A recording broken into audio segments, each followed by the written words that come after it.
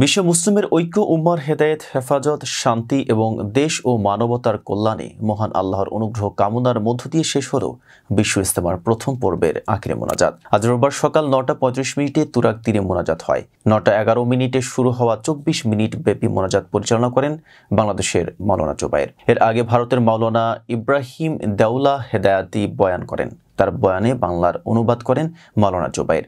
আজ সকাল থেকে ইজতেমার মুসল্লিদের উদ্দেশ্যে দিক নির্দেশনামূলক বয়ান দেওয়া হয়। পরে আখিরি মোনাজাতের মধ্য দিয়ে 3 পর্বের ইজতেমার প্রথম পর্ব শেষ হলো। বাংলা, আরবি, হিন্দি, উর্দু ভাষায় আখিরি মোনাজাতে গোটা দুনিয়ার পথভ্রষ্ট মুসলমানের পাপের ক্ষমা, সঠিক পথের দিশা চেয়ে এবং তাবলীগের কাজে সবাইকে নিয়োজিত হওয়ার তৌফিক কামনা করে মহান আল্লাহর কাছে প্রার্থনা করা হয়।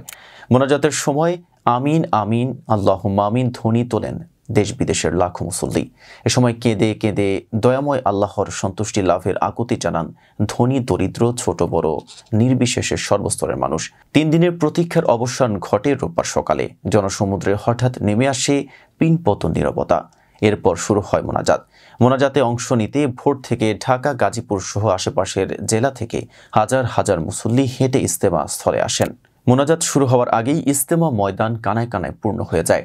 ময়দানে জায়গা না পেয়ে মুসল্লিরা আশেপাশের অলিগলি, ঢাকা ময়মনসিংহ মহাসড়ক, ফুটওভার ব্রিজ, বাসাবাড়ি, কলকারখানা, মার্কেট ও যানবাহনের ছাদে এবং তুরাগ নদের নৌকায় অবস্থান নেন। আখিরি মোনাজাতের জন্য ইজতেমা ময়দানের আশেপাশের শিক্ষা প্রতিষ্ঠান, কলকারখানা ছুটি ঘোষণা করা হয়।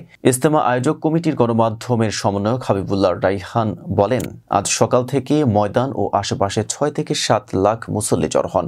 আগামীকাল থেকে শুরু হবে সূরায়ে নেজামের তত্ত্বাবধানে ইজতেমার দ্বিতীয় ধাপ। 58তম বিশ্ব ইজতেমা 3 ধাপে অনুষ্ঠিত হচ্ছে। আজ আখিরি মোনাজাত শেষে 3রা ফেব্রুয়ারি দ্বিতীয় ধাপ শুরু হয়ে 5 ফেব্রুয়ারি দ্বিতীয় আখিরি মোনাজাতের মধ্য দিয়ে শেষ হবে সূরায়ে নেজামের 2 পর্বের ইজতেমা।